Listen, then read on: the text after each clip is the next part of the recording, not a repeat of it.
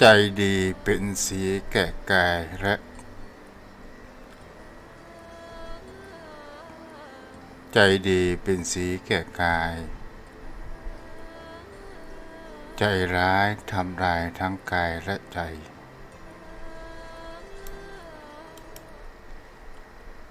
ความจนไม่ใช่สิ่งที่น่ารังเกียจความชั่วต่างหากที่น่ารังเกียจที่สุดขัดใจคนอื่นเราอาจได้ศัตรูขัดใจตนเองเราอาจเป็นผู้ตรัสรู้จุดคิดคือจุดกูจุดกูคือจุดคำขอยกมือ10 นิ้วกราบนอบน้อมวันตาอภิบาทน้อมระลึกถึงอย่างพระอรหันตสัมมาสัมพุทธเจ้าผู้แสวงหาซึ่งประโยชน์อันยิ่งใหญ่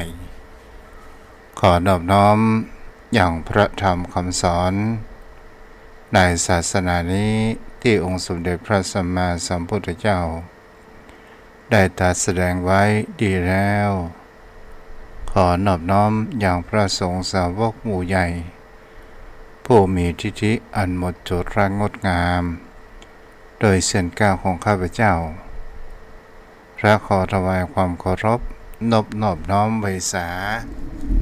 ไปยังครูบาอาจารย์พระเถรานุเถระพระภิกษุสงฆ์สมณเณรพระสังฆาธิการสงฆ์สมณศักดิ์บัณฑิตนักปราชญ์ท่านผู้มีความรู้ทุกรูปทุกตนทุกองค์มาด้วยความเคารพและขอเจริญสุขสวัสดีมาอย่างพ่อออกไม่ออกศรัทธาอันมีโยมพ่อโยมแม่พ่อหมอนแม่หมอนพ่ออุ้ยแม่อุ้ยพี่ป้าน้าอาท่านผู้ฟังผู้มีใจบุญทุกท่านที่ติดตามรับฟังธรรมะยามดึกทางสถานีวิทยุเพื่อการศึกษาพระพุทธศาสนาและวัฒนธรรม 104.5 เมกะเฮิรตซ์โดยการส่งริงสัญญาณไปณอาคารสถานที่ตั้งสถานีวิทยุคือวัดไฟหินตำบลสุเทพอำเภอเมืองจังหวัดเชียงใหม่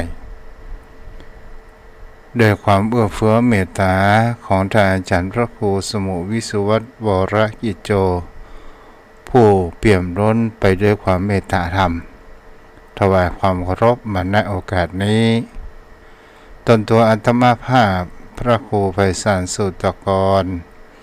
เจ้าวาดวัดทุ่งปะเก็ดตำบลหนองหานอำเภอสันทรายจังหวัดเชียงใหม่ก็มาอยู่เป็นประจำทุกคืนวันพุธตั้งแต่4 ทุ่มถึง5 ทุ่มโดยประมาณในอาทิตย์ที่ผ่านมานั้นได้เทศนาธรรมมหาจารย์ก็เสร็จกันจบบริบูรณ์ไปบริบูรณ์นังเสร็จไปเรียบร้อยในคืนวันพุธที่ผ่านมาต่อไปก็จะเป็นเอาธรรมะคำสอนที่ครูบาอาจารย์ได้พรรณนาได้เขียนไว้คือเอามาเทศเพื่อเอาเป็นน้ำพระธรรมคำสอนชำระจิตใจของโยมพ่อโยมแม่ท่านผู้ฟังตลอดถึงเป็นยากล่อมนอนเพื่อโยมพ่อโยมแม่นั้นได้รับฟังกันได้นอนรับฝันดีศรัทธาญาติโยมวันนี้จะเป็นธรรมคำสอนเรียกว่าภาษิตคนเมืองจะง่วนหรือหมองม่วนจะได้สาระขนาดไหนก็เดี๋ยวเราก็รับฟังกันศรัทธาญาติโยมโยมพ่อโยมแม่ท่านผู้ฟังเดี๋ยวกันเด้อตัวเจ้าโทรหาพ่นนานก่อนเนาะแล้วก็จะได้จะสนทนาทำการทำกรรมเนาะเพราะว่าเนื้อธรรมมันนัก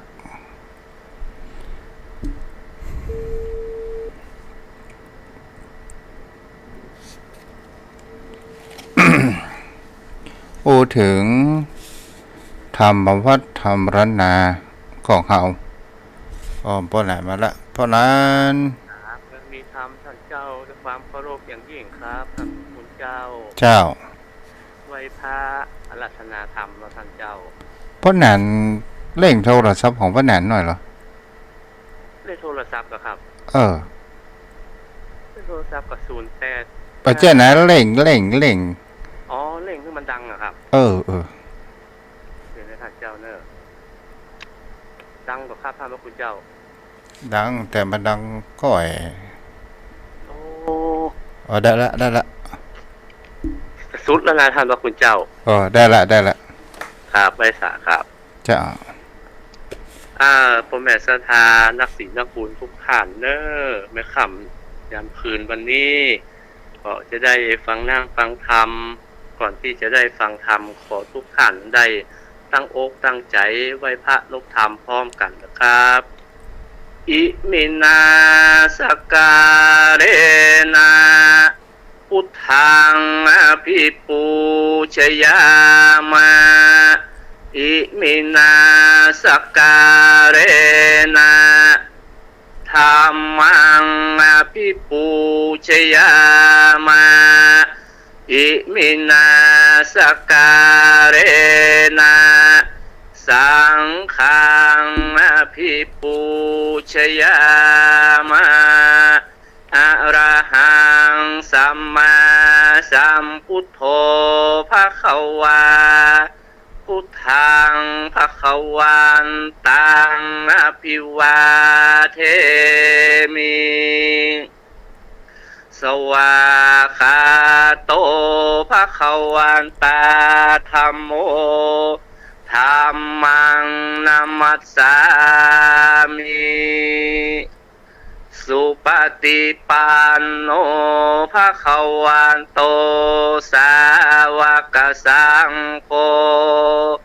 สังฆังนามามิหันธัมมยังพุทธัสสะภวันโตบุพพาคณามะกะรังกะโรมาเสนะโมตัสสะภะคะวะโตอะระหะโตสัมมาสัมพุทธัสสะนะโมตัสสะภะคะวะโตอะระหะโตสัมมาสัมพุทธัสสะนะโมตัสสะภะคะวะโตอะระหะโตสัมมาสัมพุทธัสสะลำดับต่อไปตั้งใจฟังธรรมพร้อมกันนะครับนารานารินโทปาเวโรธาเปโตมุนิลาสะธัมมังธัมมามุตตามังธัมมาเตสิตังอนุกัมปิมังปัจจังอาราธหานังกะโลมาเพราะนานโยกเป็นคู่กันกันเด้อกันเดยจะโทรหาน้องครับผมปิดโทรศัพท์ก่อนนะท่านเจ้าเจ้าครับไว้สาครับบทรักษา วันนี้ทำคำสอนภาษิตคนเมืองโยมพ่อโยมแม่ก็รับฟังกันเด้อนะโมตัสสะภะคะวะโตอะระหะโตสัมมา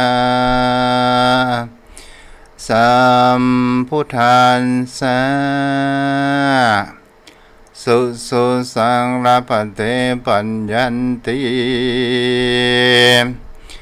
สัทธโวโดลาสาปุริสาทั้งหลายทั้งหญิงน้อยหญิงใจน้อยใหญ่ผู้มักใฝ่ทางบุญจิตการลุนเพื่อแผ่การทำแต่ตั้งดีละเว้นนี้ตั้งบาปใจสุภาพผ่องใสตั้งตัว ตั้งตัวต่างตั้งใจมวลหมู่พร้อมนะอยู่ฟังธรรมจงได้ฟังเตียงเตาเฮาเจ้าเราเรียบเรียงยังประสิทธิ์คนเมืองบอกเรากำบากเก่าบางลางอาทิต่างเก่าแก่ซึ่งล้วนแต่สาระเป็นวันถ้าสนใจห่างกายของคุณเป็นที่อุ่นสูงใจถ้าภายในปันสายคือหูได้หันทำแล้วน้อมนำไปใจยึดถือไว้ใจตนจะเป็นมงคลประเสริฐแผ่เกิดสวัสดีปนทุกขีหม่องไม่แปรได้เจยบานตามบุญสมปานอัตภาพตามกำลังคาบแห่งตนขอตานจุคนจุผู้จุงพร้อมรู้ตามธรรมเปล่งใจนำหือมันปอสอดดันอุจามเสวนาผู้อุคณะอยู่ฟังธรรมขอองค์คำพ่อแม่ตั้งใจแน่เย้าไปแป่งใจใส่เรียบร้อยติดตามถอยกำทำบันนิแตนเติมตามขันที่ทำแต่ไทยเดิมอ่อนใจได้จะสอนใจว่าละเศษไฟป่าไม่ละเศษใครป่าตายละเศษหนีจ้างหลายเมื่อซอยลาสัตตูถอยทารนบ่มีกุลแต่โสดมีแต่โทษตัวแม่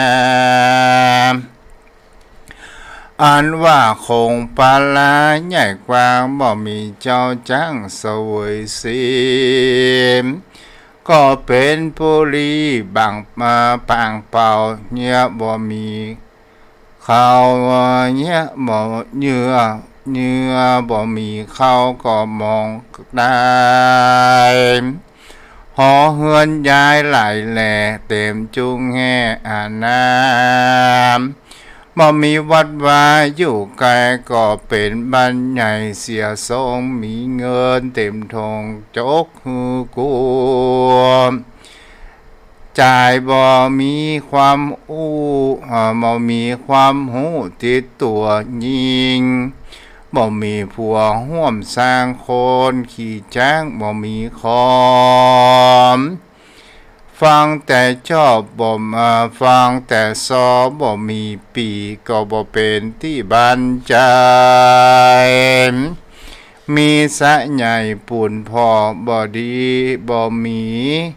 จ้อบัวบานเงินคำขานเก่าใหญ่ขอเก่าใหญ่เอาฝากไว้แดนกายมีเมียเตรียมใจร่วมห้องปล่อยอยู่ต้องไกลโหนจูมเวทมนต์องค์อาจสิประสาทกุญยำบ่จดจำชื่อไว้ปล่อยแต้มใส่ใบลานมีลูกหลานต่างห้องมีพี่น้องไก่ตาหูตำรายาหลายมากล้นปล่อยบ่หูต้นตัวยา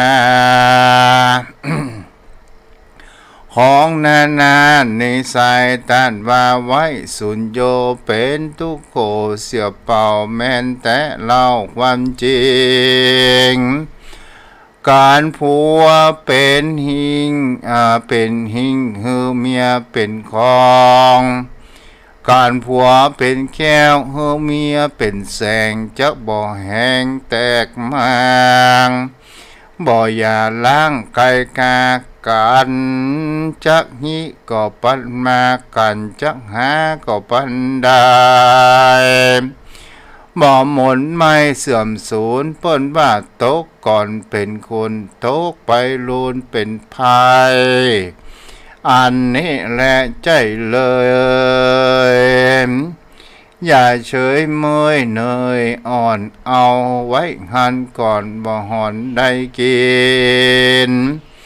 อันทรัพย์สินหินแห่น้ำเพิงแม่บ่ดีแปะเขาต้องตัวคนเดียวหูกึดเหลวหูกึดเหลวเพื่อแผ่บ่มีหันแก่ตัวบ่ดีจูงผีไต่ขัวและคำน้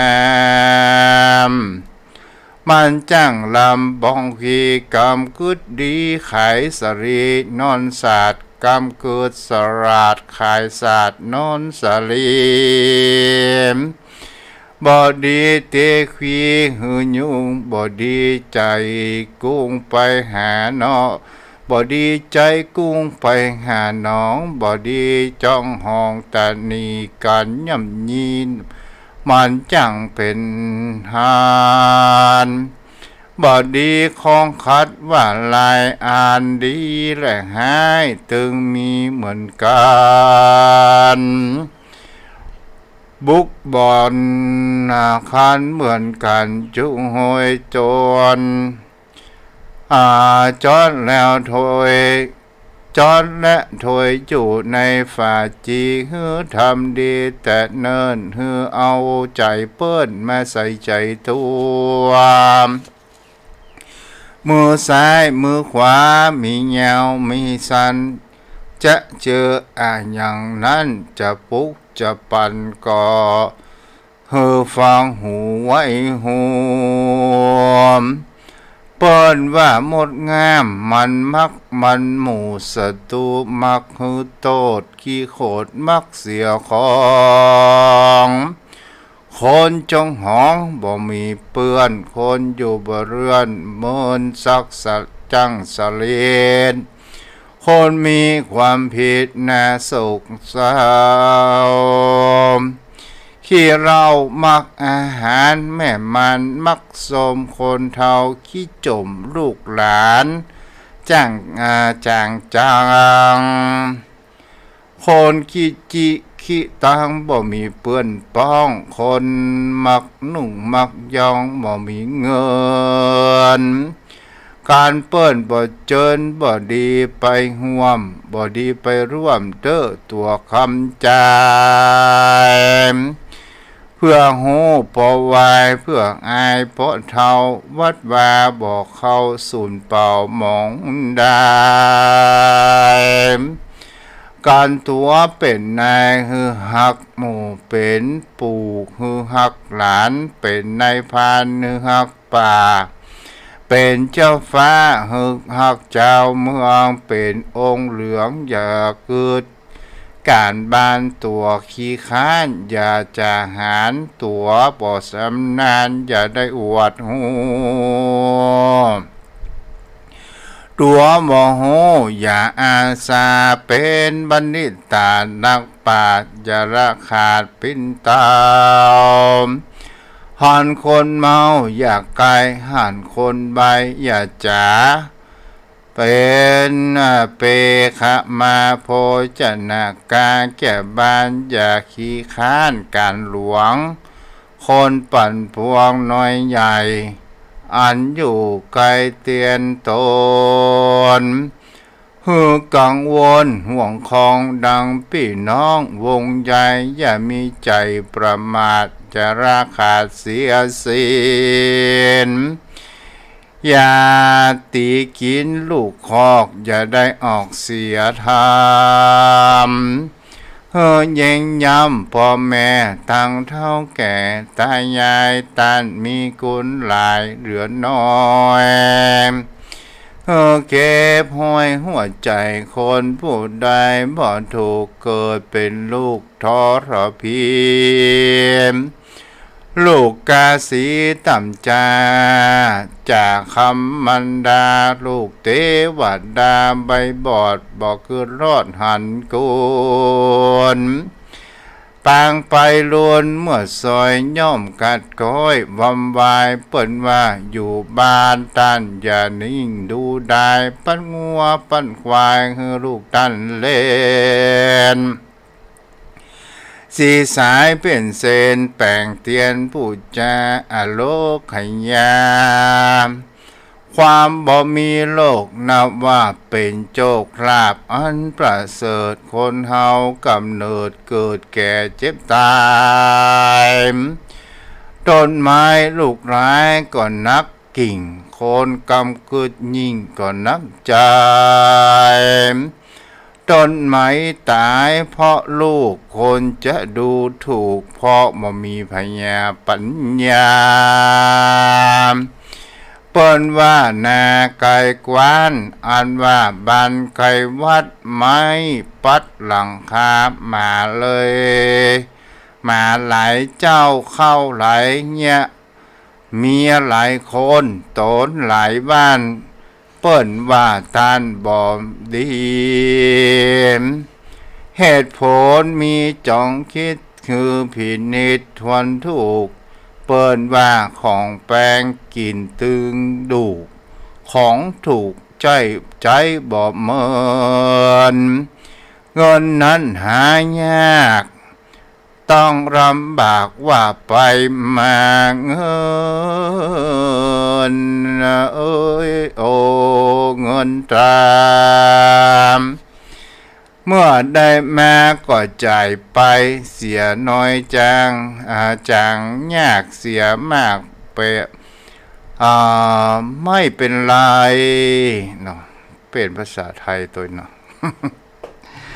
จ่ายเงินครั้งคาใดประหยัดไว้ก่อนใจทางเปิ้นว่าคนเฮาฮักเต้าพื้นหนังคนจังเต้าพื้นศาสตร์คนฉลาดเก่งกาจจัดการคนหูพอประมาณบ่สัปลีการหันจ้างขี้บ่ดีขี้ตามจ้างมามาน้ำกะคำกลางจาดเชื่อมันหวานมนุษย์สงสารในโลกนี้เล่าเปิ้นว่าการความฮักมาบังเขาหัวใจบอกว่าภายในโลกราย่อมเป็นบ้าเมาวนลืมตัวตนทุกอย่างความฮักมีอนุภาพกว้างเหลือหลายเงี้ยคนลวกไก่เป็นคนใบเงี้ยคนไร้เสาะไสแสวงหาเงี้ยคนไผ่ยามีหูตาหนวกบอดบ่หันบ่ตอหลอดเมามัวเมาเงี้ยคนขี้กัวกลายเป็นคนกาเงี้ยคนดีกลายเป็นคนบาเพราะราคาตัณหาเนี่ยคนเป็นท่าสุราน้ำเราบอกกินข้าวอาหารยามเมื่อแรกรักต้มผักก็ว่าหวานใจบ่เจยบ้านหันหวานก็ว่าส้ม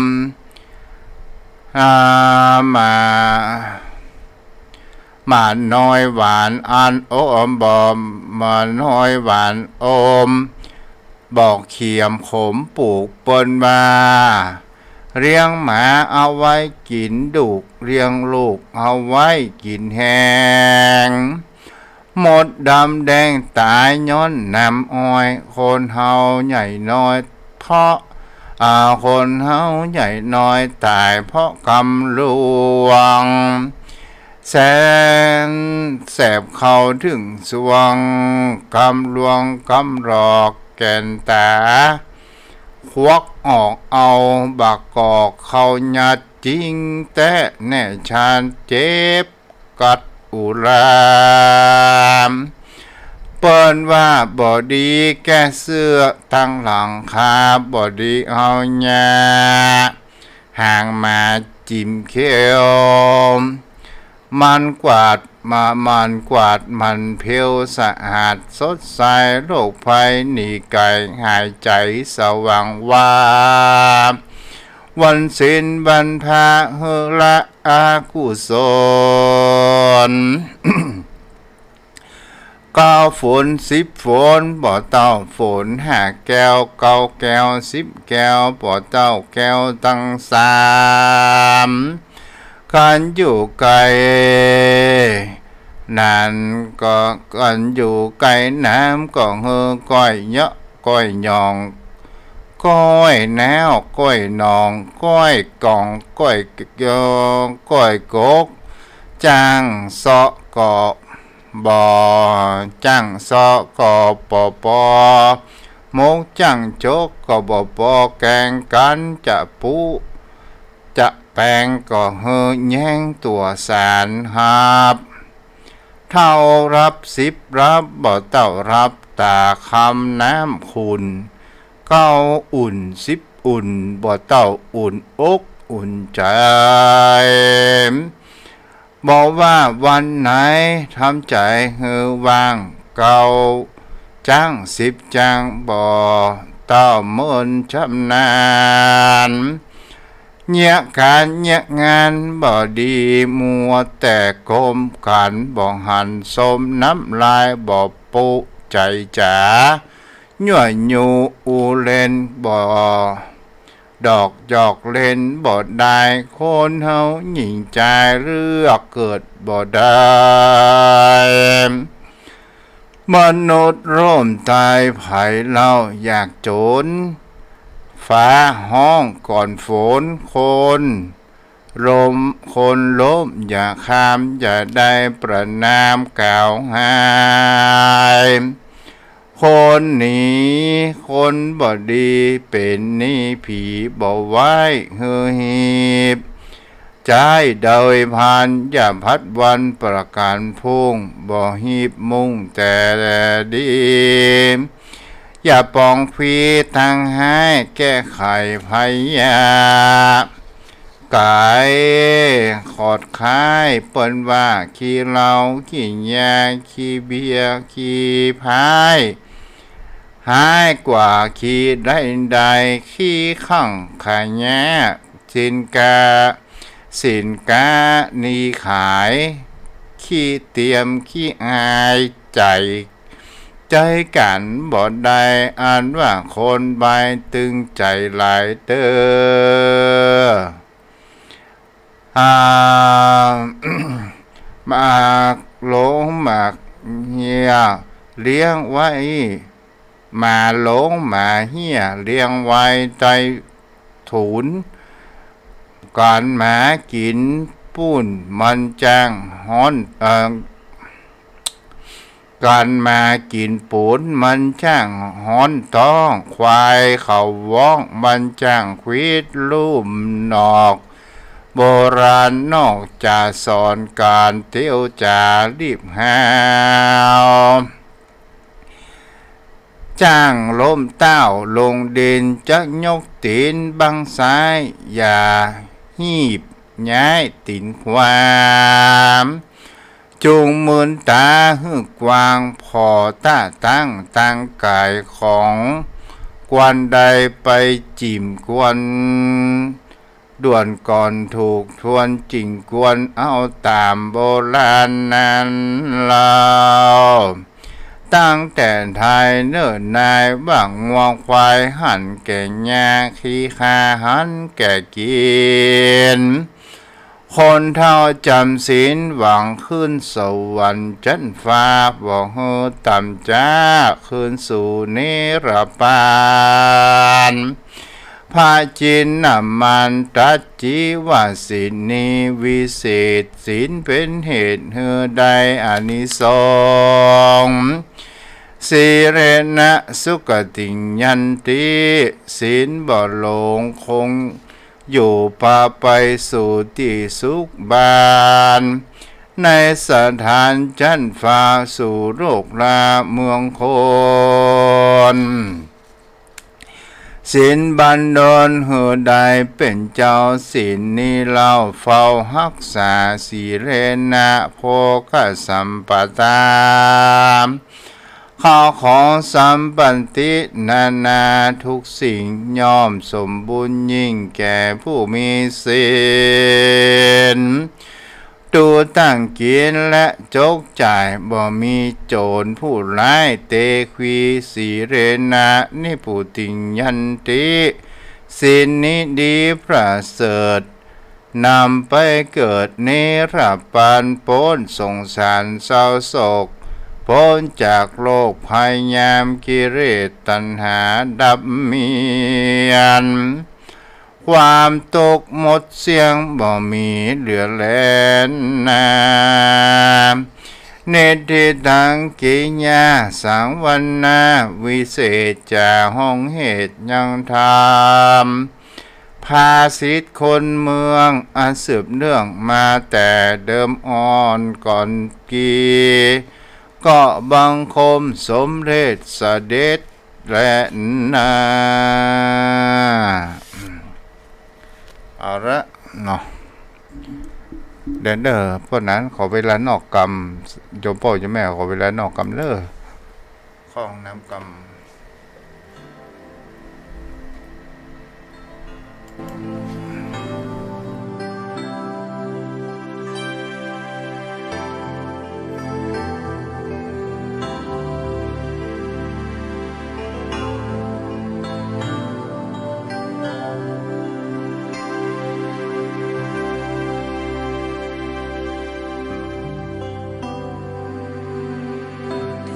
เทียนทองสองมือ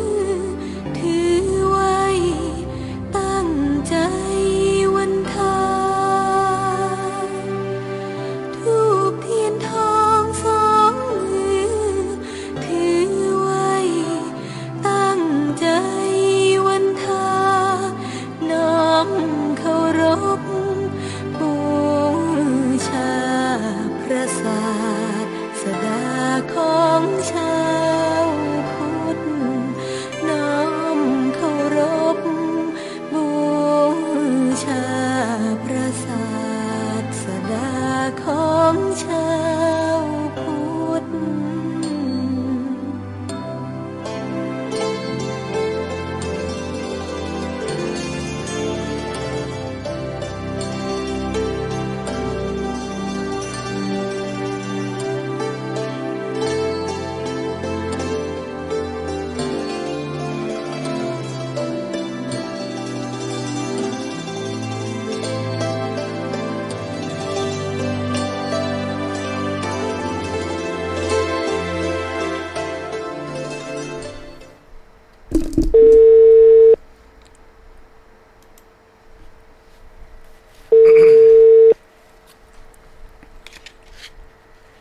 วันนี้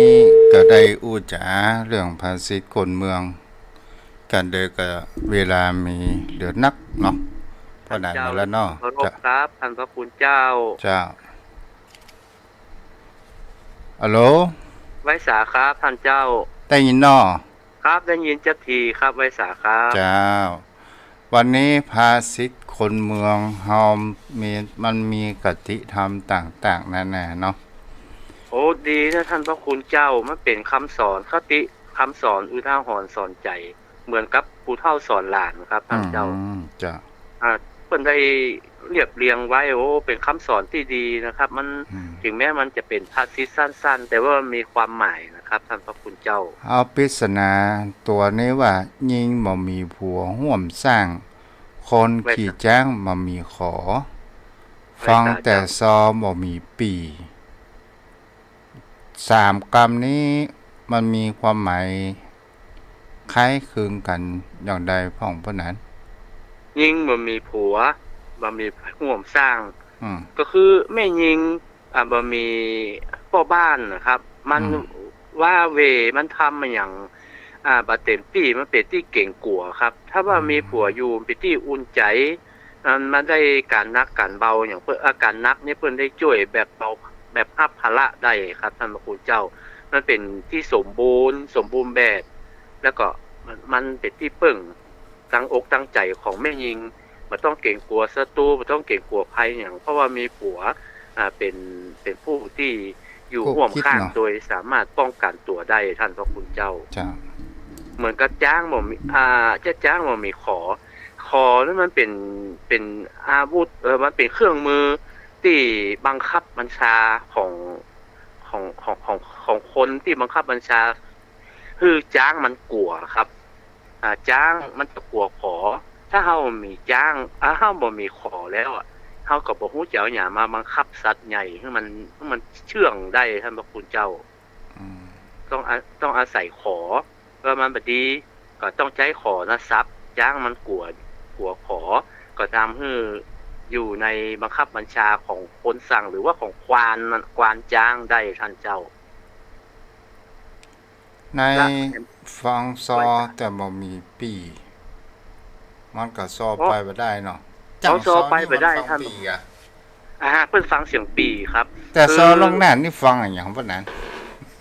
ซอหยังซอแห้งๆนะครับท่านเจ้าซอลงนั่นเนี่ยซอลงนั่นบ่ใช้เสียงซึงครับใช้ซึงเป็นหลักครับแม่นแล้วอันคือเหมือนจ้างฟ้อนน่ะถ้ามันบ่มีก้องมีกล่องฟ้อนบ่ได้มันบ่ออก1ปิติยินดีมันบ่เกิด2แม่ลำท่าบทท่ามันหยังมันไปบ่ค่อยถูกครับมันลืมครับถ้ามีมันก็เหมือนเขาว่าที่ได้อู้มานี้เนี่ยมันเกิดแห่งความว้าเหวบ่มีความเต็มอกเต็มใจในสิ่งที่ตนกระทำอยู่มันเหมือนกับว่ามันขาดสิ่งใดสิ่งหนึ่งไว้สาครับท่านพระคุณเจ้าว่าความโหบ่มีติดตัวเนาะไว้สาครับมันคือความมั่นใจท่านพระคุณเจ้าไว้สาครับเจ้านี่ก็เป็นสิ่งที่เฮาก็หันกันได้ว่าถ้าคนเฮาอย่างก็ว่าคนขี้จ้างบ่มีของก็หมายถึงเขาว่าเฮาจะบ่สามารถที่จะบังคับบัญชาจ้างตัวนี้ได้แต่ทำไมจ้างถึงหัวขอปะนั้นมันคือขอนี่มันเหมือนไม่แซ่ครับท่านพระคุณเจ้าต้องใช้เคียนลูกเคียนหลานมันบังคับได้มันมีจุดอ่อนของมันจ้างท่านพระคุณเจ้าจุดอ่อนที่เพิ่นเอาขอซับเพิ่นสิซับไปเลยเพิ่นซับที่มันเป็นจุดอ่อนของจ้างนะที่ตั้งคำม่อมมันนะท่านพระคุณเจ้าแม่นน่ะเนาะมันจะกลัวครับมันจะยอมค่ะยอมคนท่านพระคุณเจ้าคือเหมือนสุมาเตเหมือนควายท่านพระคุณเจ้าเพื่อจะแต่งสายดังเพราะว่าที่ท่านมันเป็นจุดอ่อนท่านพระคุณเจ้าควายนะครับถ้าเฮาสต๊อกแห้งๆมันตกจึงยืนนะท่านพระสุมาแต่ก่อนผมเลี้ยงควายมันลึกมันดึงบ่ค่อยไปอีป้อบอกว่าสต๊อกสายดังท่านบอกหมอมันกันนะผมสต๊อกแต่มันตกเลยท่านพระคุณเจ้ามันเจ็บมันปวดครับแม่นแล้วสายดังน่ะมันจะตัวใหญ่เท่าใดนะถ้ามันได้ดึงสายดังมาแล้วนะมันตึงลุกมันตึงมาอย่างมันนอนเปอะนอนตมมันกำลังม่วนเอาไล่มันน่ะเฮ้ยคือมันขึ้นบวกขึ้นอย่างมันยอมขึ้นมันกำลังม่วนแล้วเฮาดึงสายดังได้มันตึงขลับขเล็บลูกมาอันนี้เป็นจุดอ่อนของเพิ่นครับท่านเจ้ามีลูกหลานต่างห้องมีพี่น้องไก่ตาหูตำลายามาหมักล้นปล่อยบ่ฮู้ต้นตัวยาอันนี้มีความหมายมันบ่ได้เปิ่งได้เองท่านเจ้าพี่น้องอยู่ไกลมันอยู่ไกลกันแต่นั้นมันเหมือนพี่น้องอยู่ใกล้บ้านพี่น้องอยู่ใกล้บ้านเจ็บเป็นเย็นอุ่นมันโลนหากันได้มันฮ้องหากันเอิ้นหากันช่วยเหลือกันได้พี่น้องอยู่ไกลต่างที่ต่างถิ่นน่ะมันก็เหมือนคนอื่นไม่ใช่ละยิ่งบ่ไปบ่มาหากันก็ไปเปิ้นคนอื่นครับท่านเจ้าถึงตำ5ยาก็เหมือนกันมันอยู่ตำ5ยาแต่ว่ามันยาตัวยามีไหนบ่ฮู้มีแค่ตำ5ไว้ถ้าตัวยาอยู่กับเฮาครบพร้อมพังบริบูรณ์สามารถเอามาปรุงมาแต่งมาใจมากินเมื่อเจ็บเป็นเย็นไข้มันก็มีประโยชน์กว่าท่านเจ้าอันนี้ก็มีคำว่าผัวเป็นแก้วเมียเป็นแสงจักบ่แหงผัวดีเมียดีนะครับกัลยาณมิตรซึ่งกันช่วยเหลือจุนเจือกันท่านเจ้าหาอย่างเนาะวันนั้นเนาะโอ้ให้เขียมครับ ยิ่งไปเดียวอันหยังก็บ่ฮู้จ้างเพิ่นว่าจ้างเท่าหน้าเท่าหลังมันว่าเสมอกันไปก็การไผว่าเป็นหน้าเป็นหลัง มันต้องยอมกันเห็นหน่อยท่านเจ้าเปิ้นยอมเฮายอมเปิ้นมันจ้างคนละกรณีผัวเมียนี่นะมันบ่ใช่ว่าพอจ่ายได้ถึงการยิงกันจ่ายมันมีเป็นน้อยไม่ยิงเพิ่นก็เก่งด้านไม่ยิงพอจ่ายก็เก่งด้านพอจ่ายแต่เฮายกย่องกัน ป้อนนั้น ไว้สาเจ้า มันบ่ได้ตกลงกันก่อนอยู่กันก็ว่าจะได้บางครั้งบางคราวก็เป็นสิ่งนี้ เปิ้นจึงฮู้กันโดยโดยธรรมเนียมปฏิบัติหรือว่าโดยศีลธรรมจรรยาบรรณอยู่แล้วครับท่านเจ้า ข้าถามป้อนาน74เหมือนกันนะ ว่าใดจ้ะว่า อย่างก็ว่า น้อยกู้กับสาว นานกู้กับแม่แห้งอ้อยกู้กับจ้างเนาะ ไว้สาเจ้า ข้าเจ้าจะอ่าน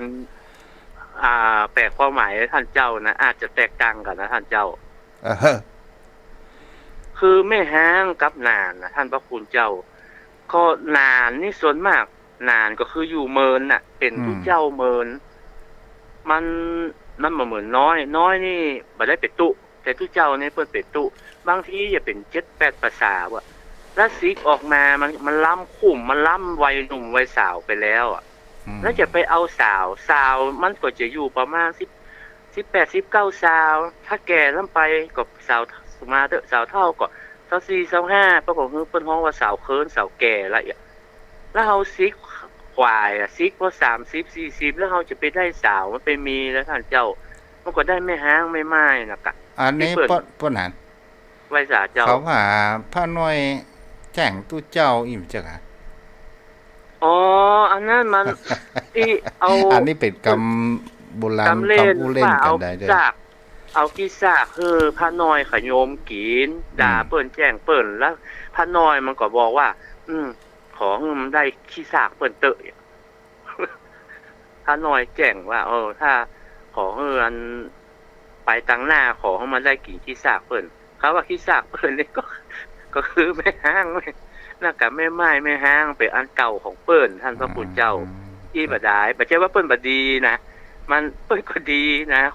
คนดีนะแต่ว่ามันเป็นซากเก่าของคนอื่นแล้วอีบ่ได้ไว้สาท่านเจ้า ครับอันนี้มีแหมตัวหนึ่งเพราะนั้นที่ตู้บ่ได้ยินเนาะ ไว้ เป็น สา อ เจ้าง ค์เหลืองอยากคืดการบ้าน อันนี้คนตัวเหลืองมั้งเหรอ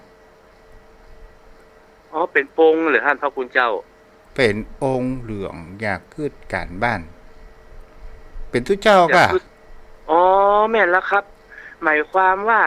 องค์เหลืองก็คือ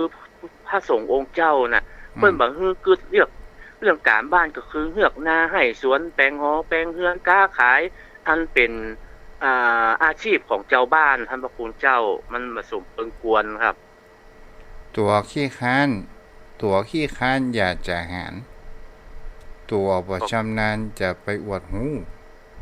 ก่อนหน้าตัวบ่จ้างรับปากอย่างเงี้ยอย่างอี้ไปบอก เปิ้น เปิ้น ส แล้ว ลาย ตัว เนาะ คนเนี้ยไปไหว้สาเจ้า ตัว เอ้า บ่มีวิชา เอ้า ความ มุยนี่ เอ้าคอน น่ากะ แต่คน หมู่นี้ ประเภทนี้ เปิ้นเฮาว่าเป็นคนชอบติเนาะ เปิ้นถ้าภาษาไทยนี่มันจะคล้องจองกับว่า มือไม่พายเอาเท้าลาน้ำหรือเปล่านะ แม่น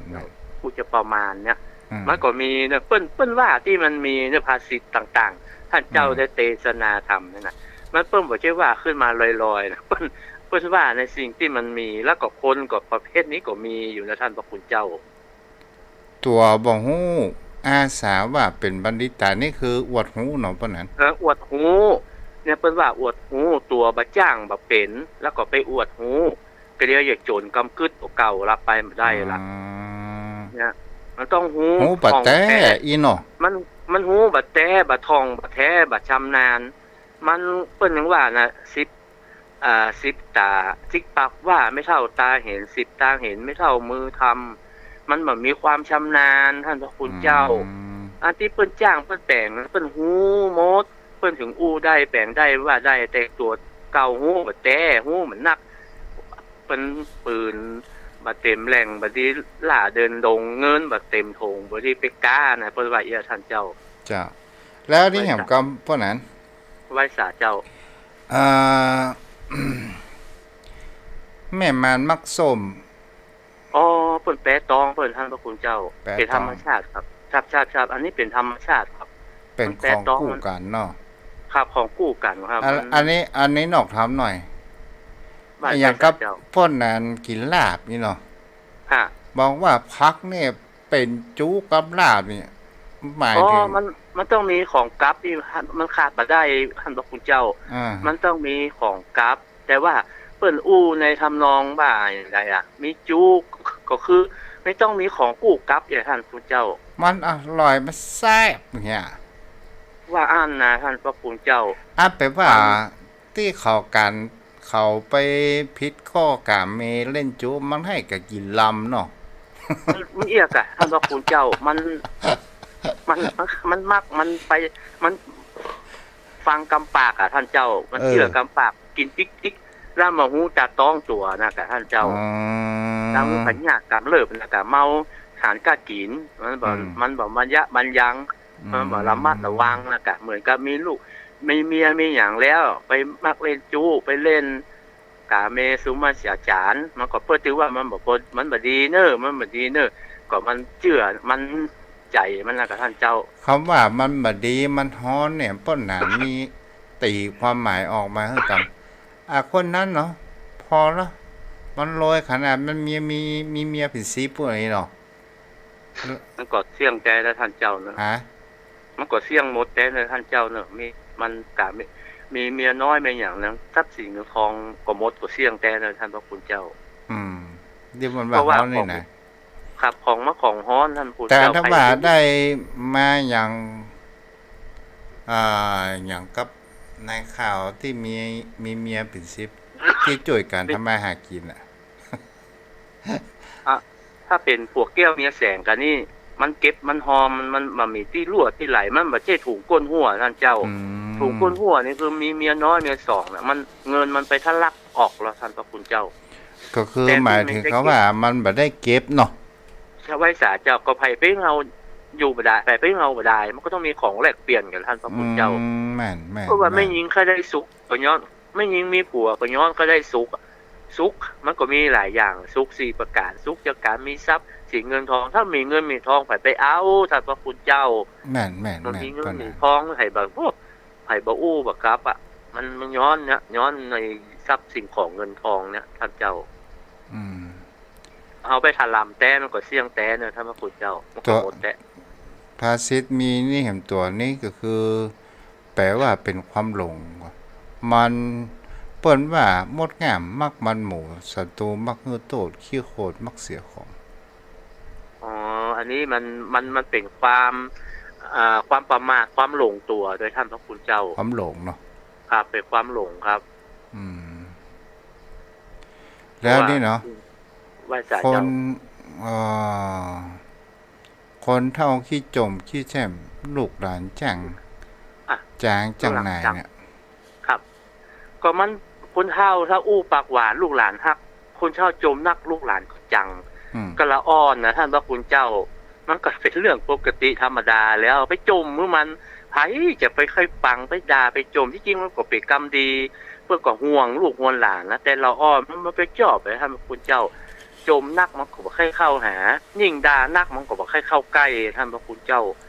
ถ้าอู้ม่วนปากหวานโอ้น้อยมาหาอุ้ยกามน้อยเฮ้ย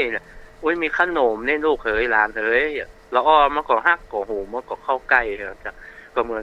กำอู้กำจ๋านะถ้าอู้ด่าลูกด่าเต้านั่นล่ะละอ่อนมันก็บ่อยู่ใกล้อันนี้แปลด้วยความหมายตรงๆนะท่านเจ้านะโอ้ถึงในแห่งเขาว่าคนเฮาเนี่ยมันจะศึกษาในสิ่งที่บ่ฮู้บ่หันบ่เคยเนาะว่าเนาะแม่นเป็นเช่นนั้นครับท่านพระคุณเจ้าอย่างกับป้อนานก็ดีเฮาก็ดีเนาะถ้าว่าเมื่อหนุ่มๆเฮาบ่ได้ไปแอวหั่นแอวนี่บ่ได้ไปพอวัดพอว่าบ่ได้ไปแอวต่างจังหวัดอะไรหยัง เฮาใจชีวิตเมื่อเป็นวัยรุ่นเฮาบ่ได้เอี่ยว แม่นนะท่าน มันจะ พร มา คุณ เอี่ยว จ้ เมื่อเฒ่ามันก็บ่นั้น มันจะมาไข้หูอ่ะเพิ่นว่า อืม ไข้หูเมื่อเท่าไข้หูความหมายของมันเพิ่นว่าบดีก็ค่อยไปพอเพิ่นฮอก็ค่อยเตก็หมายความว่าไข้หูไข้หันนะท่านพระคุณเจ้า อืม เมื่อยามหนุ่มเฮาบ่ได้หันเฮาบ่ได้พอได้กอยอ่ะเมื่อแก่บ่เท่าเฮาก็ค่อยไปพอไปแอวไปกอยนะท่านพระคุณเจ้า อืมนั่นน่ะแต่ถ้าว่าคนเอี่ยวเพิ่นหนุ่มนี่มันกล้าอะไรดูเนาะ โอ้มันได้ผ่านมาแล้วท่านพระคุณเจ้ามันหันผ่านหูผ่านตายังมามันก็ใกล้ก็เบื่อมันเบาไอ้คนมันบ่ได้หันได้พอ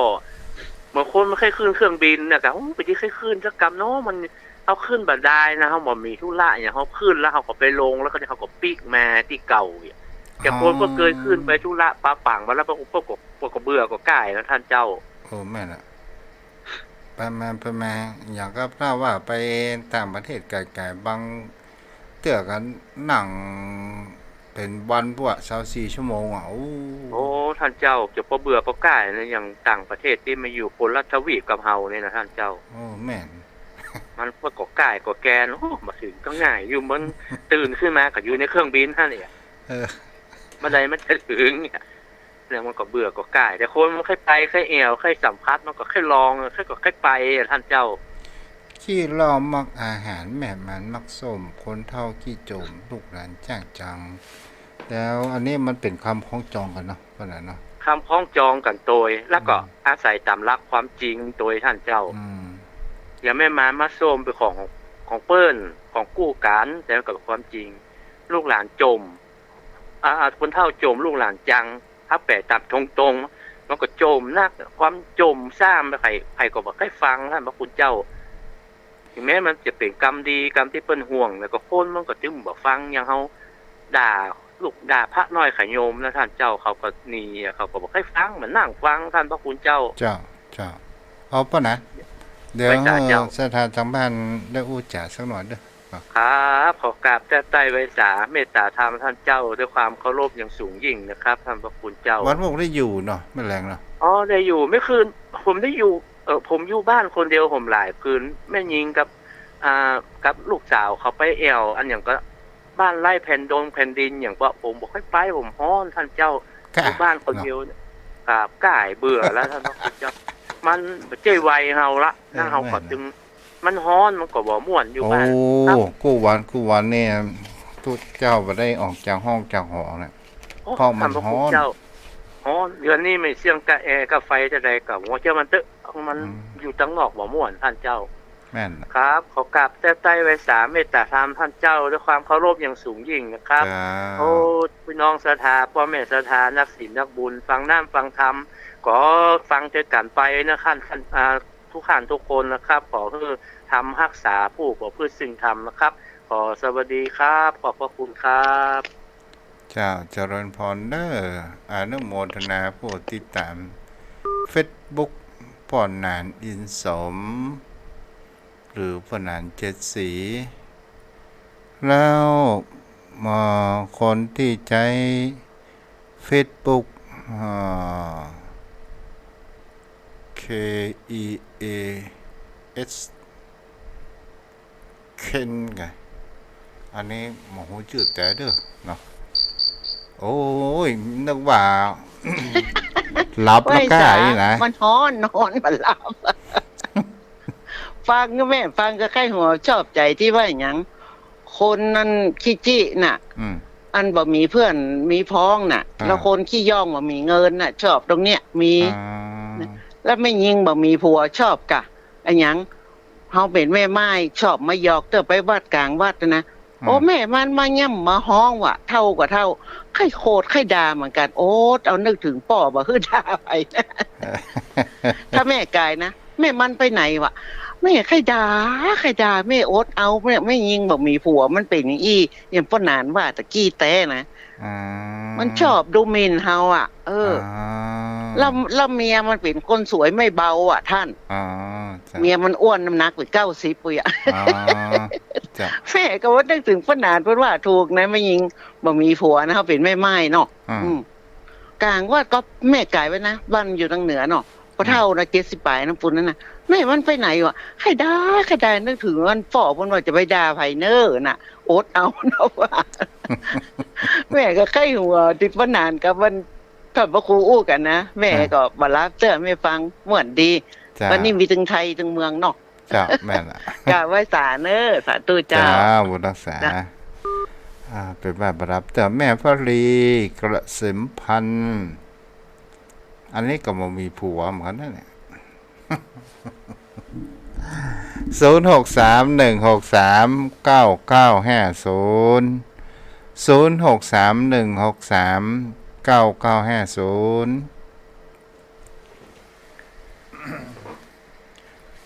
เอาแล้วเนาะขายบัตรโทรมาไหว้พระก่อนนอนเด้อวันนี้เวลาเหลือนักเนาะโอ้มาละเฮ้ยโอ้พี่น้องกำแพงหินเติมดอยฮ้อนกว่าประเดี๋ยวเนี่ย แม่นอนห่มผ้าอยู่เนี่ยเดียวเนี่ย เอาหนาวอยู่นะ มันเย็นเฮ้ยเท่าบ่ห่มนะ มันอยู่ห้านมันไม่เคยนี่ลมช่วยเย็นดีเนาะ อากาศไม่คืนดีในวันก็ร้อนนะกะ แต่ฮ้อนบ่สุดมันก็แม่ กระจุกจ้ะ ตังโลมนี่ฮ้อนสุดๆขนาดน่ะ ร้อนแม่กับลูกวันโซบมาแม่ไปอยู่ไปวันโซบ2 วันทานกันน่ะ ตัวเจ้าเอาปลาหมึกไปตากแดดน่ะบ่สุกกูเปียว่า ตากแดดก็สุกอ่ะ จ้ะเนี่ย ฮะ เพิ่นว่าเป็นสาวเพิ่นดูให้เป็นแม่ห้างจ้างไม้เพิ่นดูถูกดูแคลนบ่ น่ารู้เนาะ จ้ะเหมือนแม่บุญว่าตะกี้นั่นเนาะ น่ะนั่น จ้ะ เนาะ จ้ะ เป็นสาวเพิ่นดูให้เป็นแม่ห้างจ้างไม้เพิ่นดูถูกดูแคลนหัวบ่ จ้ะบุญรักษาได้แม่นอนฟังนี่เนี่ย อะ แม่นอนฟังเนาะนี่เนาะ แม่นอนละนอนฟัง จ้ะจ้ะอนุโมทนาด้วยแม่เด้อน อนในสลีห่มผ้าเนี่ย ดีละ จ้า จ้าบุญรักษา เจ้าเป็นกำลังใจเด้อ จ้าอ้าวแม่ล่าน้องอุโบสถเนาะแม่วรีอันนี้โทรมาตะกี้แม่คำนวณมาได้ยินเสียงแม่เมือนแล้วเด้อ เจ้าค่ะภาษาเจ้า ครับแม่ แม่ถึงแม่มาลำได้ยินมันมาเดียวในสถานีเปิ่นนี่จะได้โหนี่อันไปเห็นเนี่ยมันมาแปะเปิ่นมันได้แต่วันนี้มันมาป้าจะได้โหกระตึ้มกับแค่สัตว์นะ อ๋อกันนี่ฟังตั้งมือถือบ่ได้กันแม่มัน บางเดี๋ยวมันก็ลืมไปยา อืม เก็บมันจะกระเสาะหันยาก จ้า จะก็ได้หันอยู่กายกุฏิในหันย้อนหลังก็ดีนะ จะฟังย้อนหลังเอาเนาะแม่เนาะ เจ้าก็ตั้งยังคิดถึงใครอู้ใครจ๋าตัวเอง นะเขาว่าบ่ได้ยินแม่คำนวณพี่น้องลำปางเมื่อไหร่น่ะ เจ้าก็คือถึงอยู่แม่ก็ให้ฟังเกินแล้วมันสถานีมันถ้าจะไกลแล้วที่เปิ่นใกล้ๆนี่เปิ่นแสกอย่าหมดแล้วมันนี่เปิ่นไทยอ่ะ มันไปตามกระแสลมแม่ เจ้า ถ้าเฮาหันขึ้นนี่นะมัน เจ้า ลมพัดแรกก็เดียวมันก็ให้จะงอไปงอแม่เหมือนกันนะเนาะ เจ้าแม่นน่ะ จ้าบุญรักษาด้วยแม่เด้อ เจ้ากับ จ้า ภาษาเจ้าแม่ก็ จ้า คือถึงตลอดแม่ให้ฟังแต่มันฟังมาได้นะกะ จ้าบุญรักษาเด้อเอาละโยมพ่อโยมแม่หมดเวลาแล้วแม่ติ๋มอุโมงค์เนาะที่รับฟังอยู่ แต่หมดเวลาแล้วเนาะเสียดายเนาะวันบุกมันแรงพูดจากกันเด้อเอาสายสุดท้ายสั้นๆเจ้า มาสการเจ้าพระครู เจ้าแม่พรเนาะ เจ้า นอนรับฝันดีนะแม่เด้อ